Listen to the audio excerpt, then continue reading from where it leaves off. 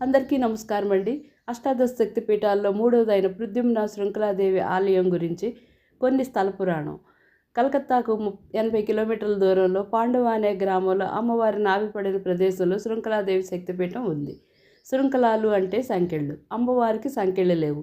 ఆమె విశృంఖల, సంకెళ్ళు బంధనాలు లేనిది. భక్త రక్షణ అనే బంధనాలను ఆ తల్లి నడుంకి బాలింతలు కట్టుకునే నడికట్టు ఉంటుంది. సకల సృష్టికి తల్లి అయిన ఆ జగన్మాత నిత్యం బాలింతరాలుగా నడికట్టుతో కొలువు తీరి తన బిడ్డలను రక్షించే తల్లిగా పేరు పొందిన క్షేత్రం శృంఖలాదేవి శక్తిపీఠం. ఋష్యశృంగ మహర్షి భార్య శాంతాదేవి శృంఖలాదేవిని కొలిచేది. అయితే ప్రస్తుతం ఆలయం ఉన్నట్లు చెప్తున్న ప్రదేశాన్ని దర్శిస్తే శిథిరాలు మాత్రమే చూడగలుగుతాం. మనకి అమ్మవారి శక్తిపీఠం ముఖ్యం, అందుకే స్థల పురాణాలను చెప్పుకుంటాం. ఆలయం ఉన్న చోట ఒక ఎత్తైన మినారు ప్రస్తుతం ఉంది.